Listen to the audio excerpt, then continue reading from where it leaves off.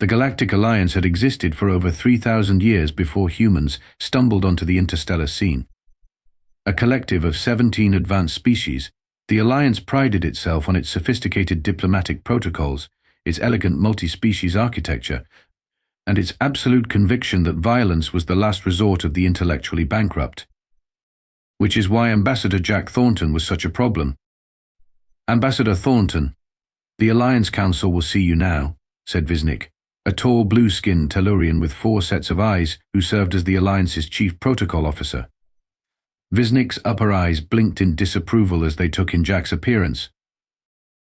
Jack straightened his slightly rumpled suit, the only one he'd brought on this trip, and flashed what he hoped was a winning smile. "About time. I've been cooling my heels in this waiting area for 3 hours." "The Council required time to deliberate on the unusual nature of your previous communications," Visnik replied, all 4 sets of eyes narrowing simultaneously. "Unusual? I was perfectly clear. Earth wants to join your little club, and we're offering our assistance with your Draxian problem." Jack popped a piece of gum into his mouth, causing Visnik's antenna to twitch in horror at the breach of protocol. As they walked through the crystal and platinum corridors of Alliance headquarters, Jack admired the view of the 3 suns of Centauri Prime through the transparent ceiling. Earth had only discovered faster than light travel 20 years ago, and humanity was still the new kid on the galactic block. Most Alliance species had been spacefaring for millennia. "The Draxian Empire is not a problem, Ambassador," Visnik corrected. "They are a complex diplomatic situation requiring delicate negotiations and cultural understanding." Jack snorted. "Is that what you call it when they've annexed 3 of your border worlds in the last decade? Where I come from, we call that an invasion." Visnik stopped walking so abruptly that Jack nearly collided with their back. "Ambassador Thornton, the Alliance has managed interspecies relations for 3,000 years. Humans have been spacefaring for barely 2 decades. Perhaps some humility would be appropriate."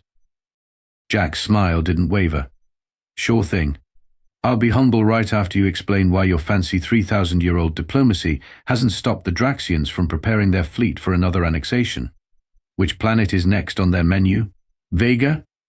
Proxima?" Visnik's skin turned a deeper shade of blue anger, Jack guessed. "The Council is waiting," they said stiffly, and resumed walking. The truth was, Jack hadn't wanted this job. He'd been a Marine before joining the diplomatic corps, and subtlety wasn't his strong suit. But Earth's government had insisted that the Alliance needed someone who would cut through the BS, as the President had put it.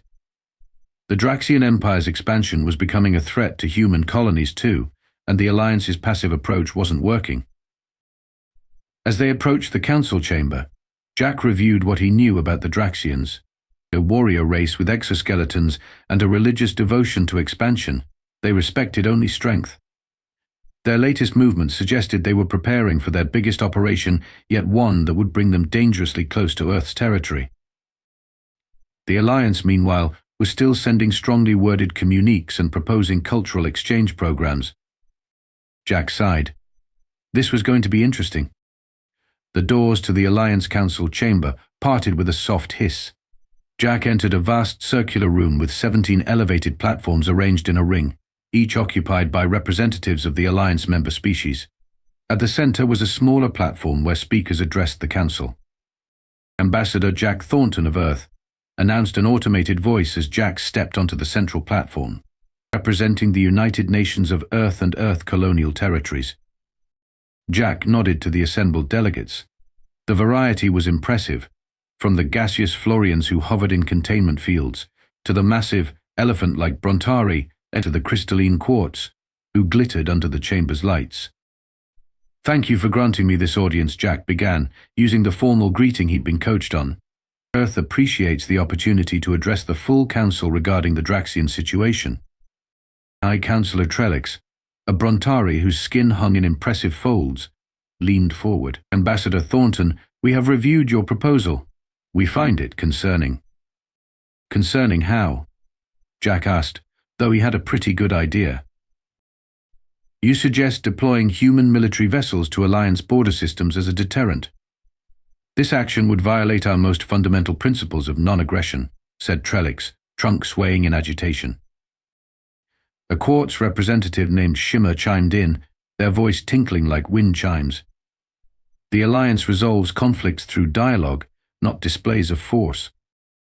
Jack glanced at the delegation he'd brought with him.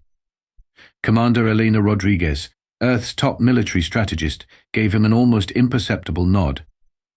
Dr. Kwame Okafor, xenobiologist and cultural specialist, looked nervous but ready.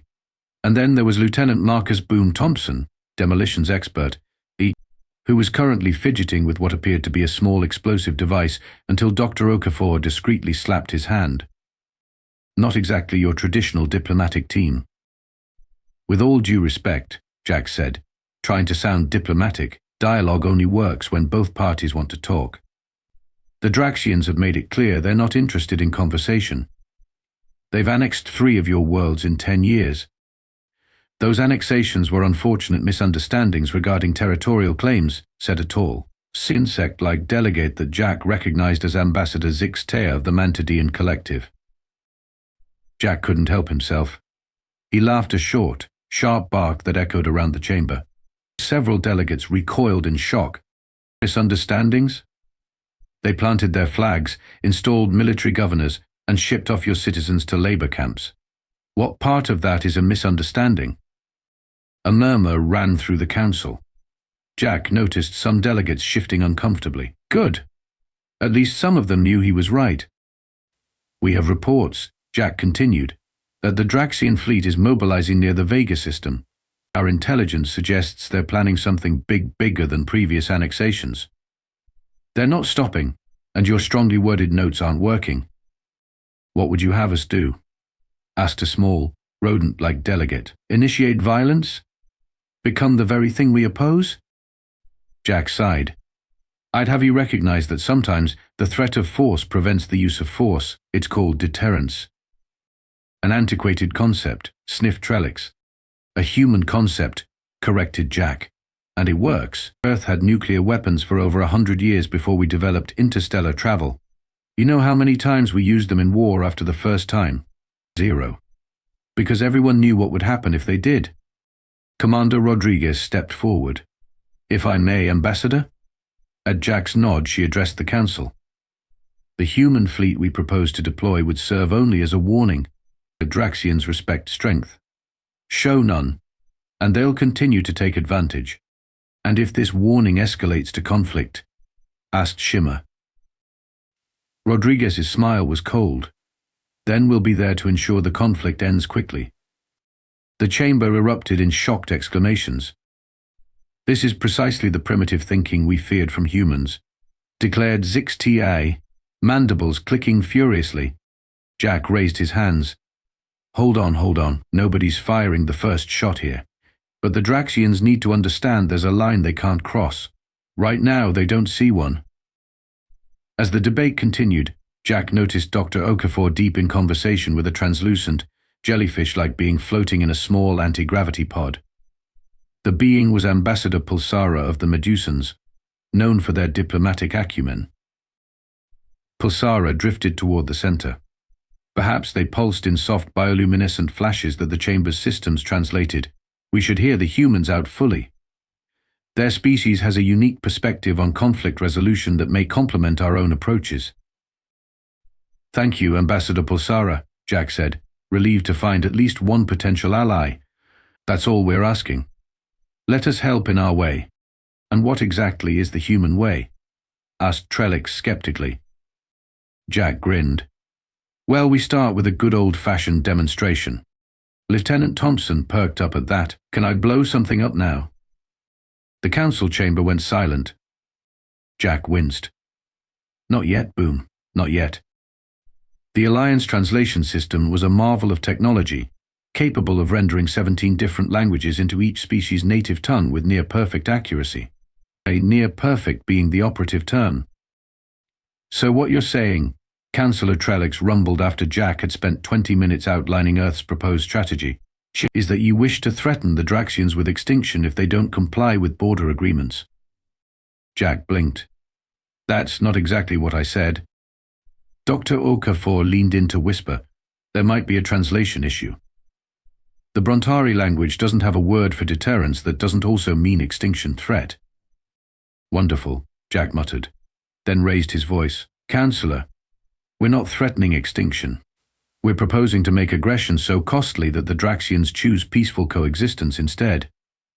Shimmer's crystalline form refracted light in agitated patterns. But your proposal includes placing what you call planet crackers in orbit around Alliance worlds.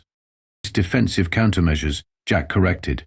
They would only be deployed if your species developed these weapons to destroy your own planet's continental plates, interrupted Zixtai, and now you offer them as gifts. Jack pinched the bridge of his nose. This was going sideways fast. They're not gifts.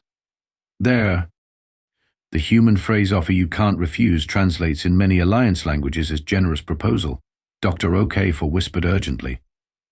I think they believe we're offering to donate weapons, not threatening to use them. Commander Rodriguez stepped forward. Perhaps a demonstration would clarify our position.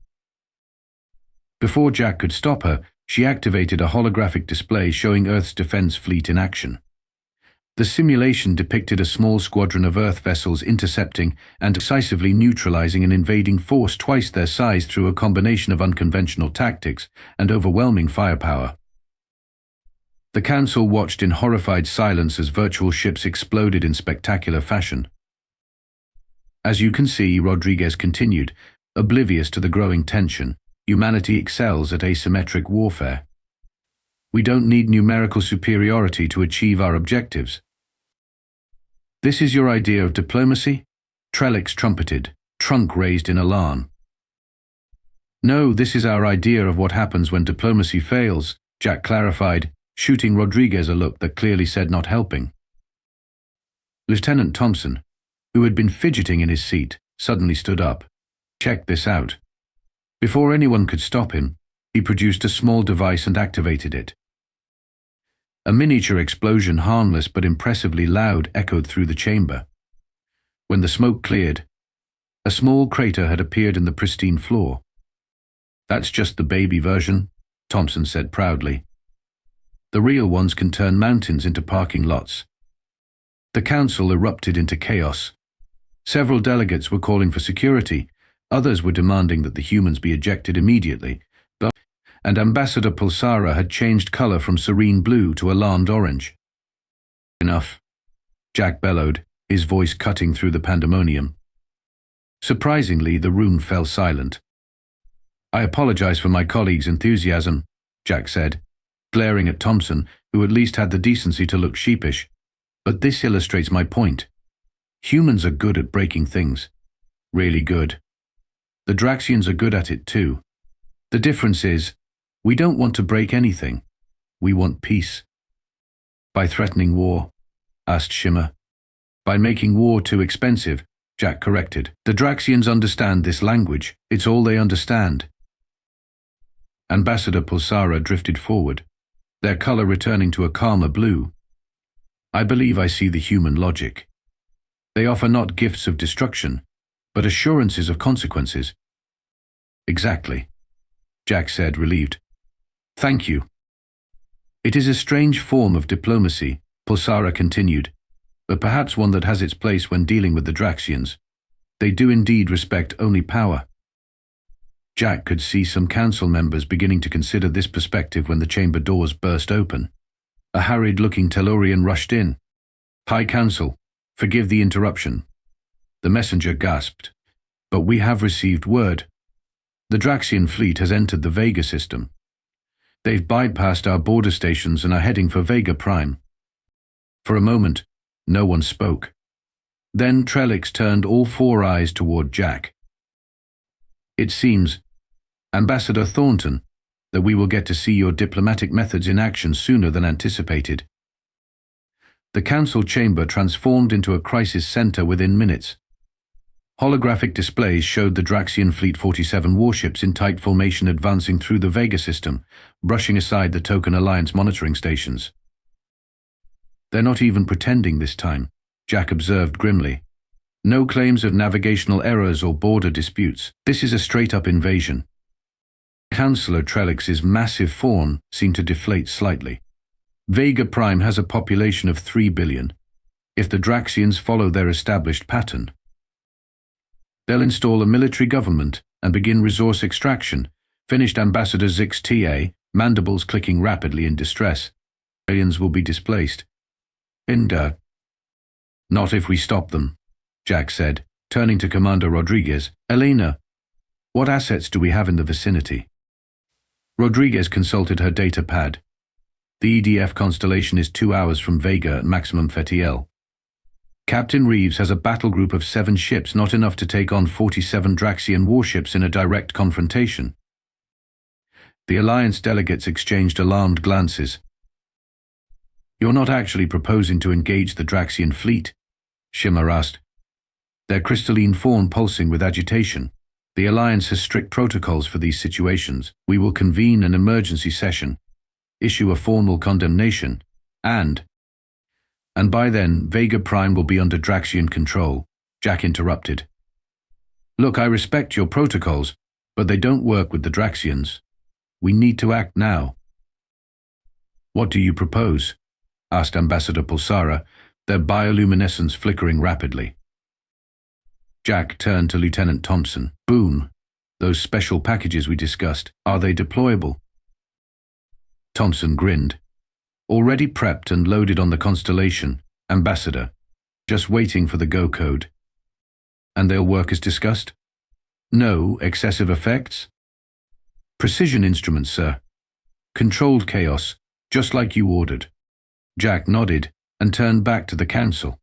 I need emergency authorization to deploy human forces in Alliance space, specifically in the Vega system. The Council chamber erupted again. Various delegates shouted objections about sovereignty, escalation, and the Alliance's 3,000-year tradition of peaceful resolution. Silence. Roared Trellix, the Brontari's massive voice echoing through the chamber. When quiet returned, they fixed all 4 eyes on Jack. What exactly are you planning, Ambassador? A last-ditch diplomatic solution, Jack replied calmly. Which entails showing the Draxians that some lines can't be crossed without consequences. Shimmer's crystalline form darkened. You're planning an attack? I'm planning to prevent an invasion, Jack corrected. But yes, it will involve what you might call aggressive negotiations. This council cannot authorize military action by a non-member species, Zixtar declared firmly.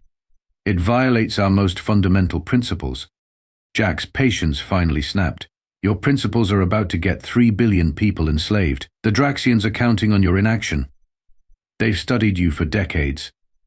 They know exactly how long your emergency sessions take, how many strongly worded messages you'll send, how many diplomatic envoys will be turned away before you even consider actual consequences. And by then, it's too late. The room fell silent. Ambassador Thornton speaks truth, said a new voice. All heads turned to a small, rarely heard delegate from the Rimworld's areas that had already suffered Draxian encroachment. My homeworld sent similar appeals 3 standard years ago. The council debated while the Draxians established control. Now my people live under their dominion. An uncomfortable silence fell over the chamber. 7 human ships against 47 Draxian warships, Shimmer finally said. Even if we granted permission, it would be suicide. Jack smiled grimly. Maybe for a conventional engagement, but humans don't do conventional very well. He tapped his communicator. Captain Reeves, this is Ambassador Thornton. The negotiation option has failed. Implement Directive Castle. Acknowledged, Ambassador, came the crisp reply. The Constellation Battle Group is already en route to Vega. ETA 112 minutes. Jack turned back to the stunned council. I already gave the order. Whether you authorize it or not, Earth is not standing by while the Draxians take Vega Prime. This is an outrage. Zixtar chittered furiously. You violated Alliance sovereignty. Actually, Dr. Okafor interjected softly, under Section 17.3 of the Treaty of Centauri, that non-member species may take defensive action in Alliance space if invited by an endangered member world. He gestured to the small delegate from the Rim. I believe we just heard such an invitation. The council erupted into argument again, But Jack wasn't listening. He was watching the tactical displays as the Draxian fleet moved inexorably toward Vega Prime, and as 7 small human ships raced to intercept them. "What is Directive, Castle?" Ambassador Pulsara asked quietly, having drifted to Jack's side. Jack's eyes remained fixed on the display. "It's what happens when humans decide enough is enough." The Alliance Council chamber was silent as everyone watched the tactical displays. The Draxian fleet had achieved orbit around Vega Prime and was deploying landing craft. The planet's meager defensive systems had been neutralized within minutes. And then, at the edge of the system, 7 small dots appeared. "The Constellation Battle Group has arrived," Commander Rodriguez announced unnecessarily. "Captain Reeves is hailing the Draxian command ship." "Put it on," Jack ordered. The chamber's communication system crackled to life. Captain Reeves' voice was calm, almost conversational. "Attention, Draxian fleet. This is Captain Julia Reeves of the Earth Defense Force vessel Constellation. You are engaged in an unauthorized invasion of an Alliance world. Withdraw immediately." The Draxian response was immediate and dismissive. A harsh, clicking voice replied, "Human vessel, this matter does not concern your species. Depart or be destroyed." "I was hoping you'd say that," Reeves replied, and Jack could hear the smile in her voice. What happened next left the Alliance Council in stunned silence. The 7 human ships didn't charge the Draxian fleet as expected. Instead, they released what appeared to be hundreds of small objects that accelerated toward the Draxian formation at incredible speed. "What are those?" Councillor Trellix demanded. Lieutenant Thompson grinned. "We call them poltergeists, smart minds with gravity disruption cores." Before anyone could ask for clarification, the small objects reached the Draxian fleet and detonated not in conventional explosions, but in rippling spheres of distorted space. Draxian ships caught in these spheres began to drift uncontrollably, their engines and navigational systems rendered useless. "Localized gravity disruption," explained Thompson with evident pride. "Turns their fancy propulsion systems into dead weight. No casualties, just a lot of very annoyed Draxians spinning in circles." But that was just the beginning. The human battle group split into pairs, executing a series of maneuvers that seemed reckless to the point of suicidal diving between enemy vessels, taking micro-jumps through the Draxian formation, and deploying more specialized weapons.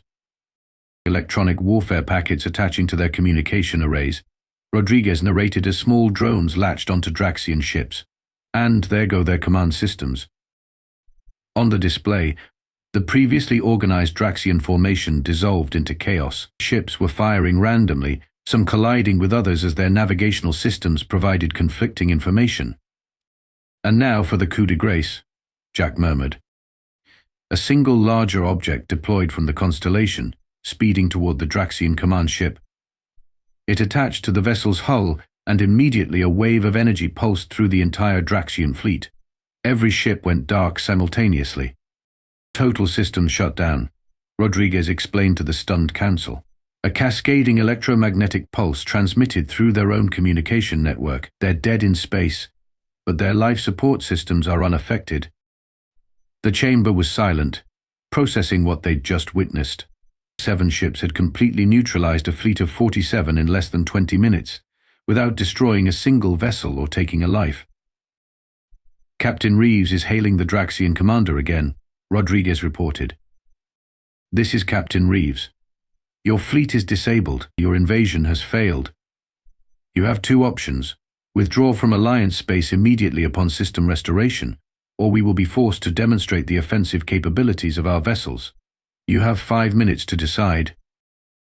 The Draxian commander's voice, when it came, had lost its earlier arrogance. How did you do this?" "Human diplomacy," Reeves replied simply. "Your answer, Commander?" A pause. "We will withdraw." "Wise choice. System restoration begins now. But be aware the next time you enter Alliance space uninvited, we won't be so diplomatic. The constellation out." As the communication ended, the council chamber remained in shocked silence. Finally, Councillor Trellix spoke, trunk swaying thoughtfully. Ambassador Thornton, you disabled an entire invasion fleet without taking a single life. Jack nodded. That was the plan. But you threatened them with destruction if they didn't comply, Shimmer pointed out. A threat we never had to carry out, Jack countered. That's the point of deterrence. The best victories are the ones where you don't have to follow through. On the display, the Draxian ships were powering back up, slowly reorienting themselves, and true to their commander's word, beginning to withdraw from Vega Prime orbit. Your diplomacy is unlike any we have practiced in 3,000 years, Ambassador Zix-Ta said, mandibles clicking softly. Jack smiled. Different problems require different solutions.